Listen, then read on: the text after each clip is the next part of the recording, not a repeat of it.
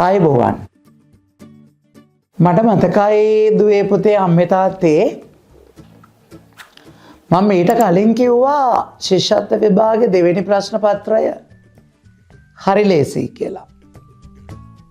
ඔව් ඇත්තටම හරි ලේසි. මතක තියාගන්න. අර එදා කිව්ව විදිහම තමයි.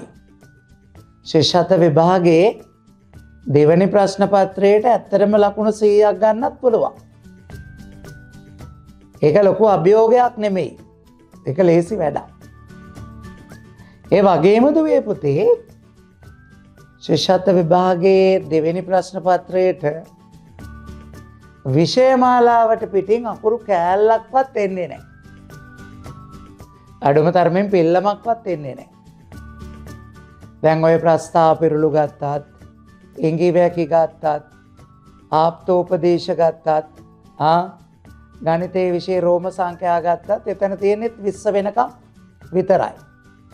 ඊට පස්සේ සංඛ්‍යා ගත්තත් උපරිම ලැබෙන්නේ 100,000 වෙනකම් විතරයි. නේද? අර මං කියපු ගුණ කිරීම බෙදීම් වගේ ඒවත් 7 වරක් වෙනකම් විතරයි. ඒ හින්දා ඔන්න විෂය මාලාවට පිටින් ශිෂ්‍යත්ව විභාගයට අකුරු කෑල්ලක්වත් එන්නේ නැහැ. දැන් හැබැයි පොඩි ප්‍රශ්නයක් තියෙනවා.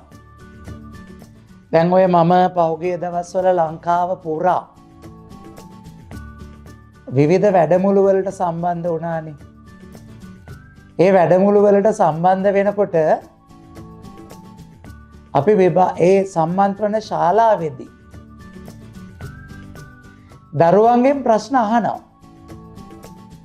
ඒ අහන ප්‍රශ්න වලට මුළු ශාලාවෙම ඉන්න දරුවෝ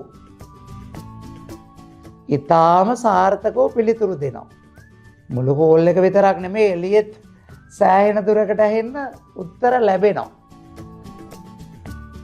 හැබැයි ඒ කියන එක ඒ උත්තරේම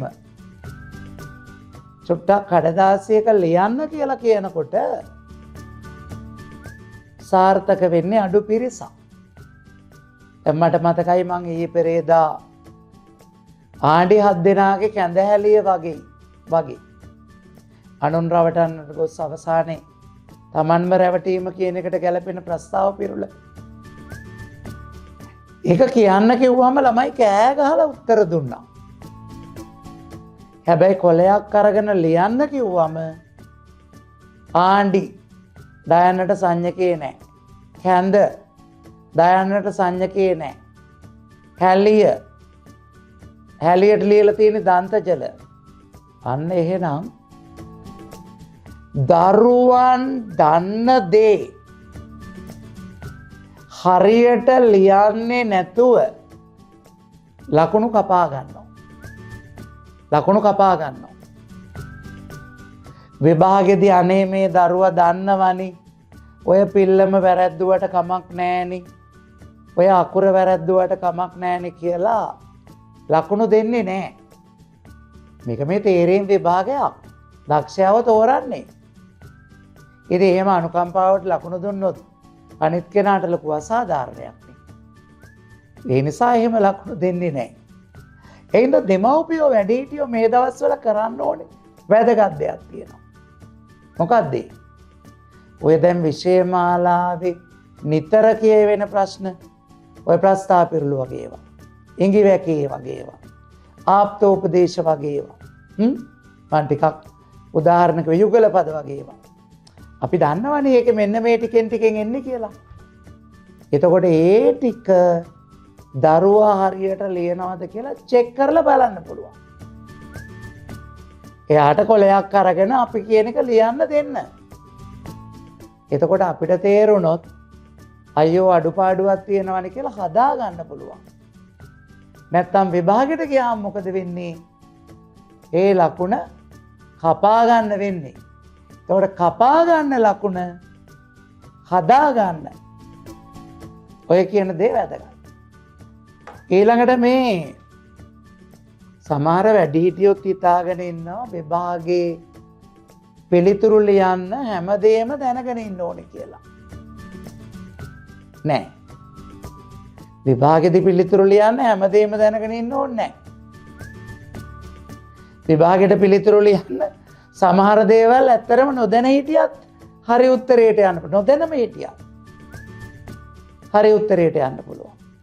දැන් මම ඔබට පෙන්වන්නම්කෝ එහෙම මේ දන්නේම නැති එකකත් හරි උත්තරයට යන ක්‍රමේ. බලන්නකො මේ ප්‍රශ්නේ. දැන් උපදේශ තියෙනවා නිවැරදි පිළිතුර වරහන් තුලින් තෝරා තිත්තිර මත ලියන්න.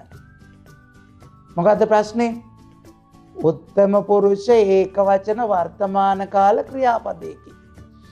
හදේනේ දරුවෙක් කල්පනා කරනවා උත්තම පුරුෂ කවදාවත් අහලත් නැහැ දන්නෙත් නැහනේ. දුවේ පුතේ ඔබ මේ උත්තම පුරුෂ කියන එක දැනගෙන ඉන්න ඕනේ නැහැ. මේ ප්‍රශ්නෙට උත්තර ලියන්න. දැන් බලන්නකො මේ උත්තම පුරුෂ ඊළඟට තියෙන්නේ මොකද්ද කියලා? ඒක වචන. හැබැයි ඔය උත්තම පුරුෂ දන්නේ නැති වුණාට ඔයා ඒක වචන දන්නවනේ. ඊළඟට බලන්නකො වර්තමාන කාල. ඔයා දන්නවනේ වර්තමාන කාල කියන්නේ මොකක්ද කියලා. ක්‍රියාපද. ඔයා දන්නවනේ ක්‍රියාපද. එහෙනම් ඔයා දන්නේ නැතුව තිබුණේ උත්තම පුරුෂ විතරයි. හැබැයි ඒක වචන දන්න ඔයා. මේ එහෙනම් දැන් උත්තරවල තියෙන්නේ අනුභව කරමි. අනුභව කලේය. අනුභව කලෙමි. දැන් ඔක්කොම ඒක වචනනේ. එතනින් හොයන්න බෑනේ. වර්තමාන කාල. අනුභව කරමි අන්න වර්තමානනේ. අනුභව කලේ අතීත. අනුභව කලෙමි අතීත. දැන් වර්තමාන අතීත දන්නවා නම් අර උත්තම පුරුෂ කතාව ඔයා දැනගෙන ඉන්න ඕනෙම නැහැ. එහෙනම් බලන්නකෝ. විභාගෙදී අපි නොදන්නම දේවල් වලට ඔළුව පාවිච්චි කළොත් ලකුණු ගන්න අපිට පුළුවන්. එහෙනම් අපි තවත් උපදෙස් වැඩසටහනකින් මුණ ගැහෙමු. ආයුබෝවන්.